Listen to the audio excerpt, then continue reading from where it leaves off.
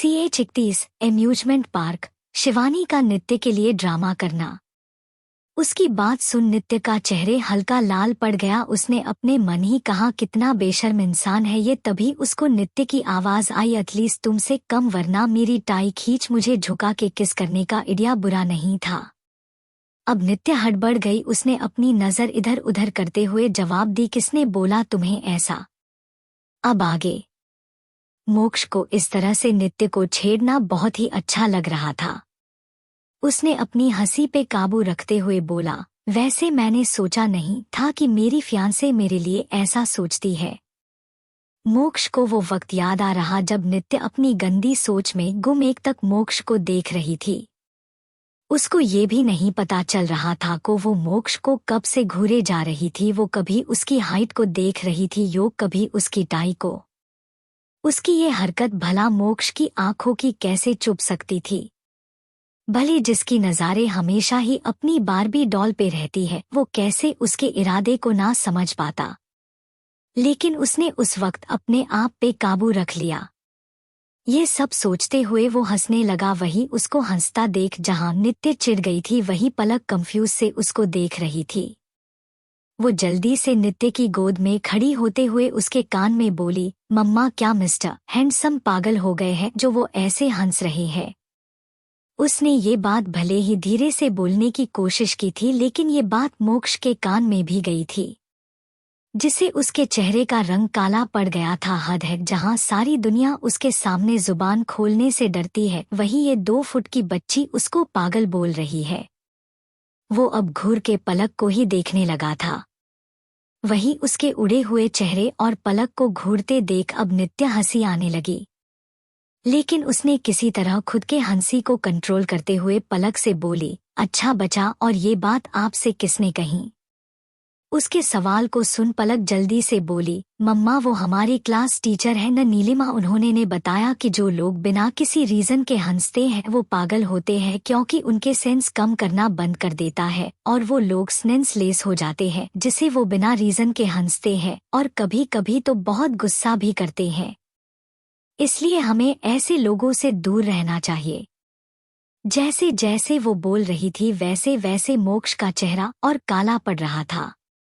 वहीं अचानक ही कार में नित्य की हंसी की गूंज सुनाई दी, जो कि बहुत प्यारी थी। मोक्ष, जो कि अभी तक गुस्से से लाल पीला हो रहा था, वो नित्य को हंसते देख उसमें खोने लगा था। वही पलक का भी यही हाल था। अचानक ही नित्य की महसूस हुआ कि 4 जोड़ी आंखें उसे ही देख रहा, जिसे महसूस कर वो अचानक ही हंसन बंद कर देती है। तभी पलक बोली, मम्मा, आपको पता है आप हंसते हुए कितनी ब्यूटीफुल लग रही थी। आपको न हमेशा ही ऐसे हंसते रहना। फिर वो अपनी बात को कन्फर्म करने के लिए वो मोक्ष की तरफ देखने लगी। वही पलक की बात सुन और उसकी नज़र को देख मोक्ष ने अपनी गर्दन को हाँ में हिला देता है। ऐसे वो बात करते हुए, हंसी मजाक करते हुए वो लोग एम्यूजमेंट पार्क पहुंच जाते हैं। जब वो वहां पहुंचे तो वह का नज़ारा देख पलक बहुत खुश हो गई थी। वही नित्य ने मोक्ष की तरफ देखने लगी थी। ये पहली बार था जब वो यहाँ पे आई थी। बेदी परिवार में कभी किसी ने उस पे इतना ध्यान नहीं दिया। शायद एक ये भी रीजन था कि आज नित्य इतनी कोल्ड हार्टेड हो गई थी कि वो अपने ज्यादा इमोशन को समझ नहीं पाती है। इसलिए नित्य ने नए नए चीजें सीखने में अपने पूरे 18 साल गवा दिया था। सत्यम ने हमेशा से ही नित्य का ख्याल रखा था, लेकिन ये बात सलोनी बेदी को कभी पसंद नहीं की थी कि सत्यम नित्य के ज्यादा क्लोज हो। इसलिए जब सत्यम 15 साल का हुआ, उसी वक्त सलोनी ने जोर करके सत्यम को आउट ऑफ कंट्री अपनी पढ़ाई को कंप्लीट करने के लिए भेज दिया था। जिसके बाद नित्य बेदी परिवार में अकेले हो गई थी। दादाजी की भी तबीयत ठीक नहीं, जिस कारण उन्होंने ज्यादा टाइम हॉस्पिटल में रहना पड़ता था। वही शालिनी बेदी और महेश बेदी ने नित्य को सर्वेट के भरोसे छोड़ दिया था। उन लोगों ने हमेशा ही नित्य को ये बोल के खुद से दूर रखा था कि वो किसी काम की नहीं है, वो एक बेवकूफ लड़की है। वही सर्वेट्स भी कभी भी उसे अच्छा बिहेव नहीं करते थे, जिसे नित्य ने सबसे दूरी बना ली और ज्यादा से ज्यादा टाइम वो स्कूल या फिर अपने कमरे में बिताने लगी थी। उसने ना जाने उस बंद कमरे में कितनी चीज सीख ली थी। इन सब में उसका साथ उसकी बेस्ट फ्रेंड पायल ने दिया था और उसका सपोर्ट उसकी फैमिली ने किया था। इन सब चीजों ने नित्य से उसका बचपन को छीन लिया था। नित्य अभी अपनी सोच में गुम थी कि अचानक ही पीछे से आवाज आई, नित्य दी तुम यहाँ पे क्या रही हो? इस आवाज को सुनते ही नित्य की आंखें सर्द हो गई थी। इसमें उस तरफ देख जहां से ये आवाज आई थी, उसके सामने इस वक्त शिवानी और उसके साथ उसका मंगेतर मोहित खड़ा था। नित्य ने एक नजर उन दोनों की तरफ देख फिर उन्हें ऐसे इग्नोर किया जैसे वहां कोई हो ही न। वही उसकी इस हरकत को शिवानी को अपनी इंसल्ट महसूस हुआ। उसे बहुत तेज गुस्सा आने लगा, लेकिन फिर भी अपने इमोशन पे काबू रखते हुए वो नित्य फिर भी आवाज देती हुई बोली, नित्य दी आप यहाँ क्या कर रही है? नित्य ने इस बार भी उसका कोई जवाब दिया नहीं। इस वक्त उसका मूड बहुत अच्छा था, जिसे वो कुछ कचरे लोगों के मुंह लग खराब नहीं करना चाहती थी, इसलिए वो पलक का हाथ पकड़ दूसरी साइड जाने लगी। वहीं नित्य के जारी के खुद को एक बार फिर से इग्नोर होते देख शिवानी को बहुत तेज गुस्सा आने लगा। उसने नित्य का हाथ पकड़ लिया और उसको दबाने लगी, लेकिन इस वक्त भी शिवानी के चेहरे पे उदासी दिखाई दे रही थी। वो अपनी आंखों में नमी लाते हुए बोली, दीदी मुझे पता है आप मुझसे बहुत ज्यादा ही नाराज, आखिर मेरे ही कारण आपको बेदी परिवार। वो अभी आगे कुछ बोलती उससे पहले ही नित्य ने अपने हाथ को पीछे खींच लिया। वही उसके हाथ खींचते ही शिवानी 2 कदम पीछे लड़खड़ा गई। वही उसके साथ खड़ा मोहित, जो ना जाने कब से नित्य को ऊपर से नीचे तक देख रहा था। उसकी नजर नित्य की खूबसूरती पे अटकी हुई थी। जब नित्य बेदी परिवार में थी उस वक्त उसे सिर्फ 2 बार ही मिला था, लेकिन उन दोनों में कभी बात नहीं हुई थी। कुछ महीने पहले ही उसको पता चला कि नित्य बेदी परिवार की बेटी भी है, बल्कि शिवानी है, इसलिए अब वो शिवानी को डेट कर रहा था। उसकी नज़र में शिवानी बहुत ही इनोसेंट और काइंड थी, इसलिए वो अभी शिवानी को ऐसे नित्य के द्वारा झटकने से गुस्से में था। वो नित्य की तरफ देखते हुए बोला, are you out of your mind? ये तुम शिवानी के साथ कैसा बिहेव कर रही हो? वो तुम्हारी बहन है, जिनके घर में तुम पली और बड़ी हुई, जिन्होंने तुम्हारी सभी विशेष को पूरा किया। तुम उनकी ही बेटी के साथ ऐसा कैसे कर सकती हो? वहीं नित्य उसके बात को इग्नोर करते हुए अपने जेब से हॉकी निकल अपने हाथ को साफ करने लगी, जैसे अभी किसी ने उसके हाथ पे गंदा पानी फेंक दिया हो। वही उसकी ये हरकत देख शिवानी और मोहित दोनों हैरान हो गए थे। वही शिवानी को तो ऐसा लग रहा था जैसे किसी ने उसके ऊपर थप्पड़ की बरसात कर दी हो। तब जब उन्हें पलक की आवाज सुनाई दी, जो बोल रही थी, तुम्हारी हिम्मत कैसे हुई मेरी मम्मा पे चिल्लाने की? अभी के अभी उन्हें सॉरी बोलो। वही पलक की आवाज सुन सबकी नजर उस पे गई। To be continued. Chapter 32। Nitya का शिवानी को बोल्ड जवाब। वही उसकी ये हरकत देख शिवानी और मोहित दोनों हैरान हो गए थे। वही शिवानी को तो ऐसा लग रहा था जैसे किसी ने उसके ऊपर थप्पड़ की बरसात कर दी हो। तब जब उन्हें पलक की आवाज सुनाई दी, जो बोल रही थी, तुम्हारी हिम्मत कैसे हुई मेरी मम्मा पे चिल्लाने की? अभी के अभी उन्हें सॉरी बोलो। वही पलक की आवाज सुन सबकी नजर उस पे गई। अब आगे पलक के मुंह से नित्य के लिए मम्मा सुन वहां मौजूद शिवानी और मोहित की आंखें बड़ी हो गई। वो दोनों ही नित्य को देखने लगे थे। वही अब शिवानी के दिमाग में कुछ और भी चीज आई। उसने अपनी आंखों में आंसू लेते हुए बोली, नित्य दी मुझे पता है आपकी फैमिली की फाइनेंशियल कंडीशन इतनी अच्छी नहीं है, लेकिन फिर भी आपको एक बार सोचना चाहिए था कि आपको एक शादीशुदा आदमी की जिंदगी में थर्ड पार्टी बनके ने जाना चाहिए था।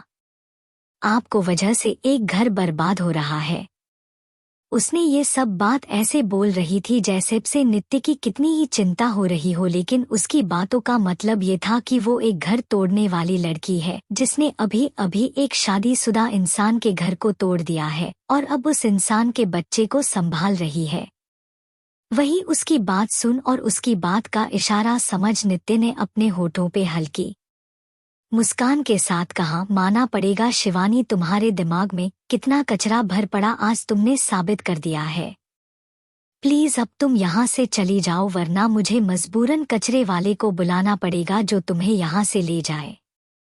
वह उसके मुंह से खुद के लिए कचरा शब्द सुन के मानो शिवानी का दिल किया कि वो अभी इसी वक्त नित्य पे हमला कर दे, लेकिन उसकी इमेज मोहित के सामने बहुत प्योर और इनोसेंट इंसान की थी। वही मोहित गुस्से से नित्य की तरफ देखते हुए बोला, तुम्ही हिम्मत कैसे हुई मेरी फियांसे से ऐसे बात करने की, अभी के अभी उसे माफी मांगे। उसकी बात सुन नित्य बोली, और तुम्हें ऐसा क्यों लगता है कि मैं ऐसा करूंगी?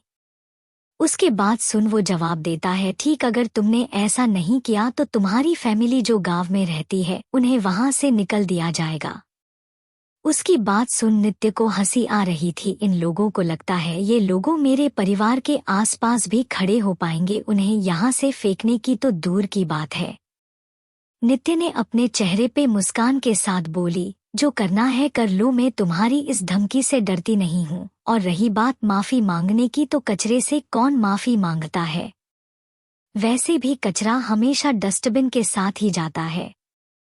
ये बोल वो पलक का हाथ पकड़ वहां से निकल गई थी। नित्य ने पलक को लेकर उन लोगों से कुछ क्लियर नहीं किया, क्योंकि वो आगे भी इन लोगों से मिलने वाली थी। वो इतनी आसानी से तो शिवानी को छोड़ नहीं सकती थी। उसके पिछले जन्म में शिवानी ने नित्य से जलन के कारण अपने सगे भाई सत्यम को मरवा दिया था।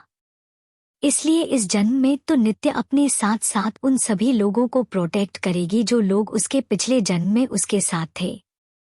इसलिए नित्य शिवानी को भी नहीं छोड़ने वाली थी। वहीं दूर एक कार में बैठी स्नेहा कब से ये सब तमाशा देख रही थी। उसने शिवानी की आंखों में नित्य के लिए नफरत देखी थी।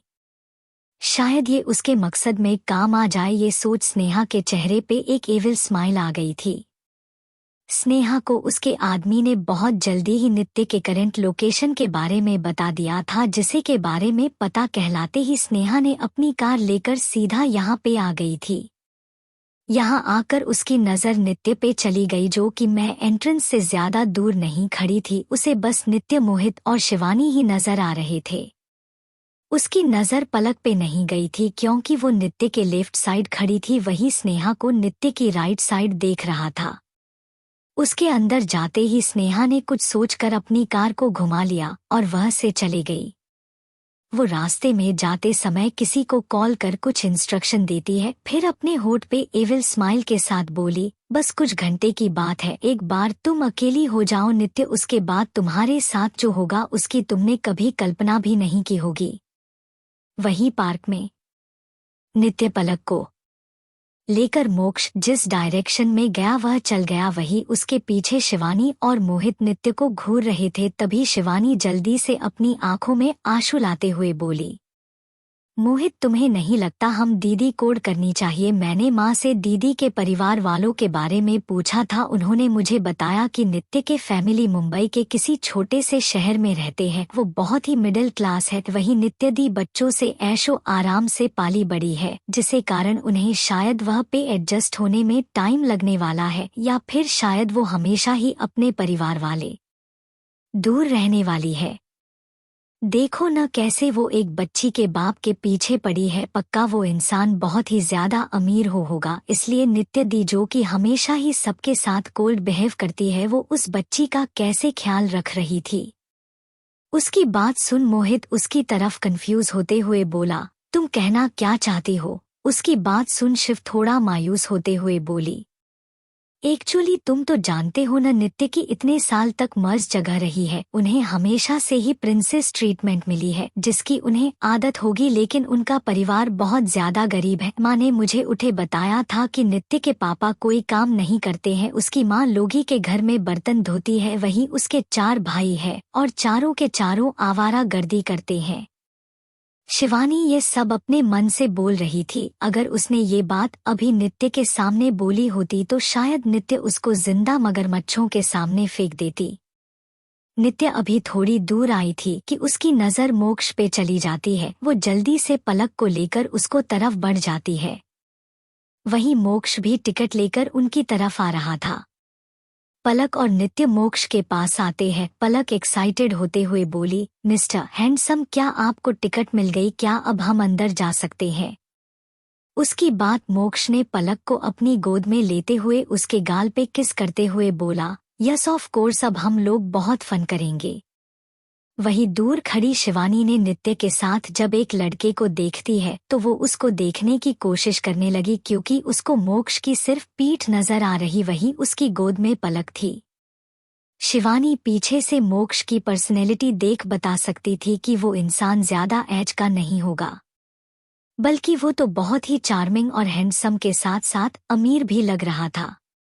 ये देख शिवानी की आंखों में जलन उतर आया। वो अपने मन में बोली, नित्य तुम्हारी वजह से मुझे बचपन से गरीबी वाली जिंदगी जीनी पड़ी है जो कि मुझे कभी पसंद नहीं आई थी, इसलिए जो जिंदगी तुमने बचपन से जी है उसका इंटरेस्ट तो तुम्हें देना पड़ेगा, न वो भी अपनी खुशियों को जला के।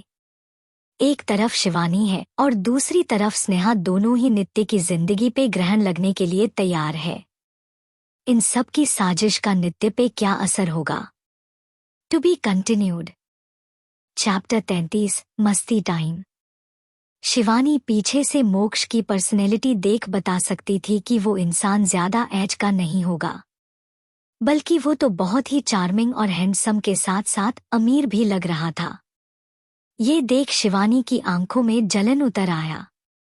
वो अपने मन में बोली, नित्य तुम्हारी वजह से मुझे बचपन से गरीबी वाली जिंदगी जीनी पड़ी है जो कि मुझे कभी पसंद नहीं आई थी, इसलिए जो जिंदगी तुमने बचपन से जी रही थी उसका इंटरेस्ट तो तुम्हें देना पड़ेगा, न वो भी अपनी खुशियों को जला के।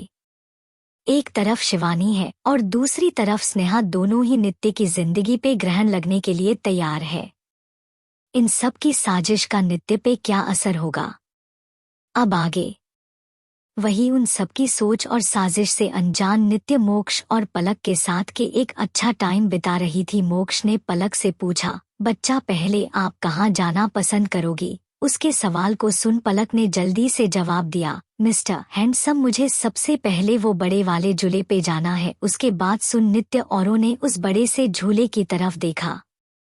फिर वो पलक की तरफ देखते हुए बोला, बच्चा ये झूला तो बहुत ज्यादा हाइट वाला है, आप डर जाओगे। उसकी बात सुन पलक बोली, नहीं मिस्टर हैंडसम, मैं बहुत स्ट्रांग हूँ, मुझे डर नहीं लगता है। उसी बात सुन अब मोक्ष कुछ नहीं बोलता, उसे बस पलक की चिंता हो रही थी। लेकिन फिर पलक की खुशी को देख वो उसे लेकर उस झूले के पास लेकर चला गया। लगभग 10 मिनट बाद वो लोग उस झूले से नीचे आ जाते हैं। पलक की आंखें आंसू से भरी हुई थी। वहीं नित्य के होठों पे हल्की मुस्कान थी क्योंकि उसे इस बात के बारे में पहले ही अंदाजा हो गया था कि ये होने वाला है। पलक को हाइट से डर लगता था, जिस कारण वो झूले पे बैठे एक चक्कर घूमने के बाद वो रोने लगी थी। उसे डर लग रहा। मोक्ष ने उस वक्त उसको शांत करवाने की बहुत की, लेकिन पलक चुप होने का नाम ही नहीं ले रही थी। वही नित्य बस ये नजारा देख रही थी, लेकिन फिर कुछ सोचकर बोली, बच्चा अगर तुम अभी चुप नहीं हुई तो मैं तुम्हें कभी भी कहीं घूमने नहीं लेकर जाऊंगी। वही उसकी धमकी सुन पलक चुप हो गई थी, लेकिन उसका सुबह रही थी, जो कि मोक्ष को अच्छा नहीं लग रहा। उसको पलक का डर भी महसूस हो रहा क्योंकि उसकी बॉडी हल्की हल्की शिविर कर रही थी, इसलिए वो जल्दी ही नीचे आ जाते हैं। ये सब सोच नित्य मुस्कुरा रही थी। वो लोग उस बड़े से झूले के अभी थोड़ा आगे आए ही थे कि तभी नित्य के कान में पलक की आवाज गई, जो कि मोक्ष से नित्य की शिकायत कर रही थी, मिस्टर हैंडसम, देख आपने कैसे मम्मा मुझे धमकी दे रही थी। आप देख लेना, एक दिन मैं अपने लिए पापा को लाऊंगी जो मेरी मम्मा की धमकी से मुझे प्रोटेक्ट करे और वो मेरी सारी बातें सुन और मेरे लिए चॉकलेट भी लेकर आए। उसी बात सुन नित्य हैरान थी। वही मोक्ष का चेहरा कला पड़ गया।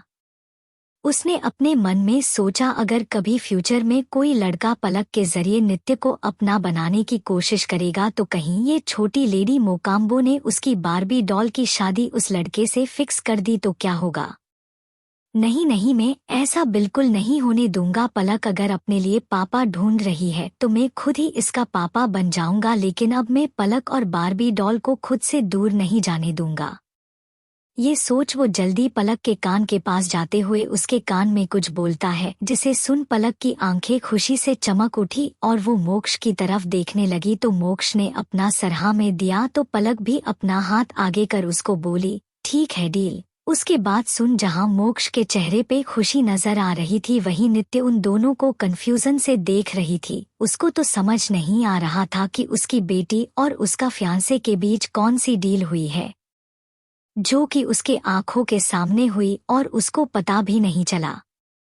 लेकिन उसने इस बात के बारे में ज्यादा न सोचते हुए उनसे बोली, क्या अब हम घर चलना चाहिए? उसकी बात सुन मिश और पलक एक साथ बोले, बिल्कुल नहीं। उन दोनों एक की एक जैसी टोन सुन नित्य उन्हें देखने लगी तो मोक्ष जल्दी से बोला, देखो डोल, हम अभी थोड़ी देर पहले ही तो यहाँ पे आए हैं न, और हमने तो अभी पूरा अम्यूजमेंट पार्क घुमा भी नहीं है। ऐसे में अगर हम यहाँ से चले जाएंगे तो पलक को बुरा लगेगा।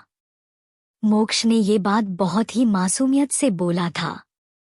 मयंक अगर भी इधर होता और अपने बॉस की ऐसी बात और चेहरा देख तो शायद उसके ऊपर बिजली का पूरा बाजार आ गिरता कि बेचारे को हॉस्पिटल जाना पड़ता अपने सदमे से उबरने के लिए। मोक्ष का साथ देते हुए पलक भी बोली, हाँ मम्मा प्लीज, अभी हमें और घूमना है, खेलना है, क्यों है न में। हैंडसम मोक्ष ने भी अपना सर हिला दिया। उसकी बात सुन अब नित्य ने बेप्सी से अपना सर हिला दिया था। उसके सामने दो डेविल खड़े अपने चेहरे पे मासूमियत का नकाब ओढ़े खड़े थे और वो उन्हें कुछ कह भी नहीं सकती थी, इसलिए उसने अपना सर हाँ में हिला दिया। उसके बाद वो अम्यूजमेंट पार्क में और भी जगह देखने चले गए। वहीं मोक्ष की नजर एक जगह गई जहां पे एक आदमी हाथ में कैमरा लिए उनकी फोटो को खींच रहा था, जिसे देख मोक्ष ने बस एक स्माइल कर दी। वहीं वो आदमी भी स्माइल कर देता है। पलक मोक्ष के तरफ देखते हुए बोली, मिस्टर हैंडसम चलो, हमें लोग उस कार वाले गेम रूम चलते हैं।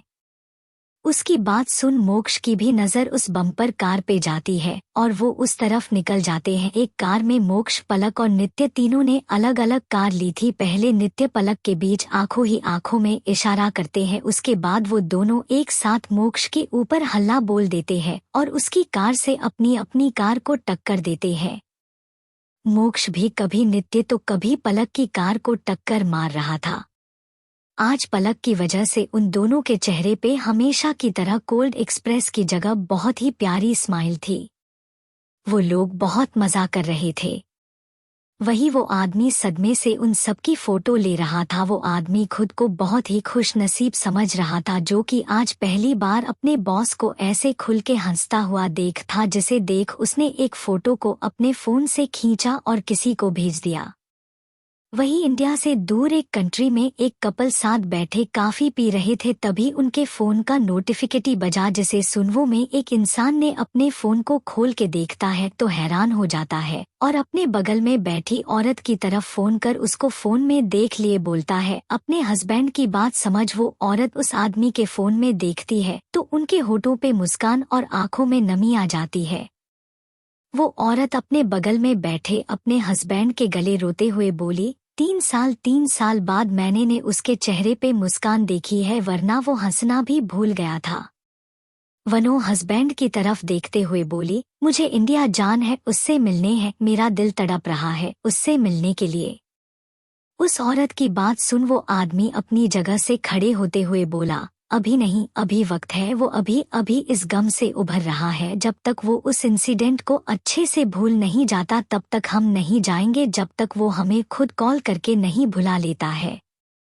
वो अपनी जगह से खड़े होते हुए गुस्से से बोली, ये तुम कैसी बात कर रहे हो, तुम्हारी वजह से वो हादसा हुआ था।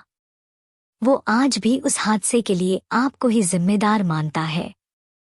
अगर आपने उस वक्त अपने गुस्से की जगह दिल का इस्तेमाल किया होता तो शायद आज हम हमारे परिवार के साथ खुश होते, आज वो हमसे इतना दूर नहीं होता। ये बोल वो वहां से चली जाती है। वही उस औरत की बात सुन वो आदमी की आंखों में नमी आ जाती है। वो अपने जेब से एक वॉलेट निकलता है और उसमें एक लड़की की फोटो को देखते हुए, सही कहा तुम्हें मम्मी, इसमें मेरी गलती की। अगर मैं उस वक्त अपने दिमाग की जगह अपने दिल से काम लेता, अगर मैं गुस्से की प्यार का सहारा लेता तो आज वो हमसे इतना दूर नहीं होता है, ना ही तुम हमें कहीं छोड़ के जाती। इसमें मेरी गलती है, प्लीज मुझे माफ कर दो। इसी के बोलने के साथ ही उस आदमी की आंखों से आंसू की कुछ बूंद छलक के उस फोटो पे गिर जाती है। दूसरी तरफ इंडिया में आज नित्य, मिश और पलक ने बहुत ज्यादा ही एंजॉय किया था। ऐसे ही शाम हो गई थी। अब वो लोग घर जा रहे। नित्य और मोक्ष ने पलक को आश्रम छोड़ दिया। पलक तो बहुत रो रही थी, लेकिन मोक्ष ने उसको फिर से मिलने आने का वादा किया तो वो चुप हो गई। नित्य भी पलक के सर पे किस कर उसको जल्दी मिलने आने के लिए बोल वहां से निकल गई। मोक्ष ने पहले नित्य को सिंघानिया पैलेस छोड़ने वाला था। वो लोग अभी रास्ते में ही थे। मोक्ष को अभी नित्य से पलक के बारे में पूछना चाहता था, इसलिए वो अपने बात को कहने के लिए शब्द का चयन कर रहा था, क्योंकि वो नहीं चाहत था कि नित्य को उसकी बात का बुरा लगे या फिर वो उसको गलत समझे। इसलिए उसको समझ नहीं आ रहा था वो बात कहाँ से शुरू करे। बहुत सोचने के बाद भी उसको समझ भी आया। अचानक ही उसके दिमाग में सरिता आंटी जी बात आई कि बेटा नित्य और भरोसा रखना। बहुत से लोगों ने उसका भरोसा तोड़ा है, इसलिए जब तक तुम पे भरोसा नहीं करती वो तुम्हें पलक के बारे में कुछ नहीं बताएगी। इसलिए अगर तुम्हें इसे पलक के बारे में जाना है तो भी उसके भरोसे को जितना होगा। इस बात को याद करते ही मोक्ष ने कुछ नहीं पूछा। नित्य वो मोक्ष के चेहरे को देख पता लग रहा कि वो कुछ पूछना चाहता है, लेकिन उसने इस बात को इग्नोर कर दिया कि वो अभी मोक्ष को पलक के बारे में कुछ भी नहीं बताना चाहती थी।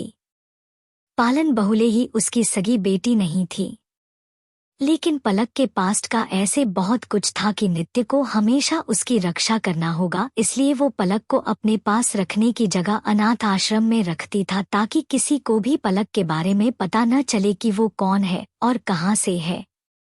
वहीं दूसरी तरफ स्नेहा अपने कमरे में बैठी हुई थी, तभी उसका फोन बज उठा। उसने फोन पे ही रहे नाम को फ्लैश होते देख जल्दी से बोली, क्या काम हो गया? दूसरी तरफ से आवाज आई, अभी भी हुआ, मोक्ष उनके साथ ही है। उन्होंने ने एक पल के लिए भी उस लड़की को अकेला नहीं छोड़ा था, जिसे हमें उसके साथ कुछ करने का मौका नहीं मिला है। और वो लोग अभी भी सिंघानिया पैलेस के रास्ते पे है। वो मोक्ष उस लड़की को खुद छोड़ने जा रहा है। उसकी बात सुन नित्य के हाथ फोन पे काश गए थे, लेकिन फिर उसने जल्दी ही अपने गुस्से को शांत करते हुए बोली, ठीक है, मैं तुम्हें कल तक का वक्त दे रही हूँ, मुझे मेरा काम हो जाना चाहिए। बिना सामने वाले को बात सुन स्नेहा ने फोन रख दिया। फिर मिरर के सामने जाते हुए खुद को देख लगी, फिर एक मुस्कान के साथ बोली, नित्य दी, आपकी किस्मत आज तो बहुत अच्छी निकली, लेकिन कब तक मेरे इस हाल से बचोगी? कभी न कभी तो मेरे जाल में आओगी। उसके बाद मैं तुम्हें बताऊंगी कि स्नेहा सिंघुटा कौन है और क्या कर सकती है। To be continued. Chapter 34। Accidental या प्लान्स। मोक्ष और नित्य की फर्स्ट किसानजन लोग। उसकी बात सुन नित्य के हाथ फोन पे काश गए थे, लेकिन फिर उसने जल्दी ही अपने गुस्से को शांत करते हुए बोली, ठीक है, मैं तुम्हें कल तक का वक्त दे रही हूँ, मुझे मेरा काम हो जाना चाहिए। बिना सामने वाले को बात सुन स्नेहा ने फोन रख दिया। फिर मिरर के सामने जाते हुए खुद को देख लगी, फिर एक मुस्कान के साथ बोली, नित्य दी, आपकी किस्मत आज तो बहुत अच्छी निकली, लेकिन कब तक मेरे इस जाल से बचोगी? कभी न कभी तो मेरे जाल में आओगी। उसके बाद मैं तुम्हें बताऊंगी कि स्नेहा सिंघानिया कौन है और क्या कर सकती है। अब आगे।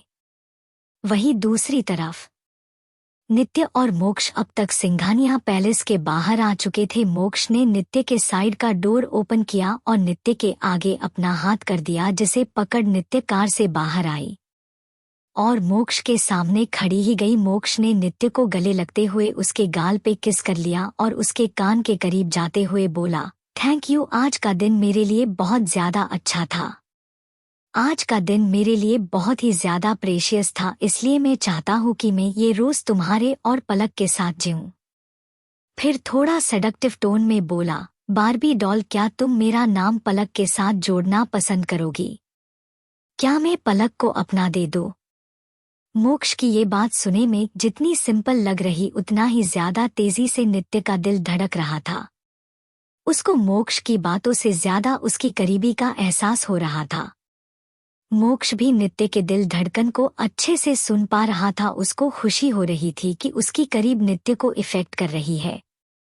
धड़कन तो उसकी भी बढ़ी हुई थी। जो इंसान आज तक किसी भी लड़की के पास नहीं गया था, आज वो नित्य की करीबी में खो रहा था। लेकिन फिर भी जल्दी ही खुद को धड़कन और जज्बात पे काबू रख वो नित्य से दूर होने लगा कि अचानक वो किसी चीज में फंस नित्य की तरफ गिरने लगा। नित्य अभी कार के डोर से टिक के खड़ी थी, लेकिन जब उसने मोक्ष को गिरते हुए देखी तो वो जल्दी से आगे बढ़ मोक्ष को संभालने के लिए उसे पहले ही मोक्ष ने उसका हाथ पकड़ खुद की तरफ खुंची लिया, जिसे नित्य मोक्ष के साथ ही एक आवाज के साथ नीचे गिर गई। इसी के साथ जहां नित्य की आंखें हैरानी से बड़ी हो गई तो वहीं मोक्ष की आंखें खुशी से चमक उठी थी। आखिर उसने कब से इस पल का इंतजार था। इस वक्त नित्य और मोक्ष के होठ एक दूसरे से मिले हुए थे, जिस कारण नित्य की आंखें हैरानी से बड़ी हो गई थी। उसकी दिल तो मानो धड़कना ही भूल गया था। वही हाल मोक्ष का भी था, लेकिन हैरानी होने की जगह खुश था। उसके एक हाथ नित्य की कमर पे लिपटा हुआ था तो वही दूसरा हाथ नित्य के हाथ से उलझा हुआ था। उसने बिना किसी की देरी के नित्य के होठ, जो कि अब तक उसके होठ से टीके हुए थे, उन्हें स्मूच करना शुरू कर दिया था, जिसे दिनों के शरीर में एक झुरझुरी फैल गई। नित्य तो अभी भी अपने होश में नहीं आई थी। उसकी नज़र तो बस मोक्ष की नज़र से मिली हुई थी। वहीं मोक्ष भी उसकी आंखों में आंखें डाल उसको किस कर रहा था। जब नित्य को रियलाइज हुए कि अब उसे सांस नहीं आ रही, तब कहीं वो अपने होश में आई और मोक्ष से दूर होने की कोशिश करने लगी। वहीं मोक्ष तो उसको छोड़ने के लिए राजी नहीं था, लेकिन जब वो देखता है कि नित्य सांस नहीं ले पा रही थी तो वो उससे छोड़ देता है। उसके छोड़ते ही नित्य लंबी लंबी सांस लेने लगती है। मोक्ष उसका सर अपने सीने पे रख उसके सर को सहलाने लगता है। थोड़े टाइम वो दोनों ऐसे ही रहते हैं। उन्होंने कोई होश नहीं कि वो दोनों इस वक्त कहाँ पे है और किस पोजीशन में है। जहाँ नित्य अपने सांसों को कंट्रोल कर रही थी, वहीं मोक्ष तो अपनी फर्स्ट किस की खुशी मन रहा था। उसके दिल में एक सुकून था। अचानक ही दिनों के कान में किसी के हिल की टक टक की आवाज आई, जिसे सुन दोनों उस तरफ देखते हैं, जहाँ पे इस वक्त हैवी मेकअप और थाई तक आई ड्रेस, ब्लैक शॉर्ट ड्रेस पहने स्नेहा खड़ी थी। वो अपनी आंखों को बड़ा बड़ा किए मोक्ष और नित्य की तरफ देखती है। उसे देखते ही मोक्ष ने अपने मन में बोला, आ गई हमारे मोमेंट को खराब करने, कबाब में हड्डी इसके ऊपर ही बना हुआ डायलॉग होगा।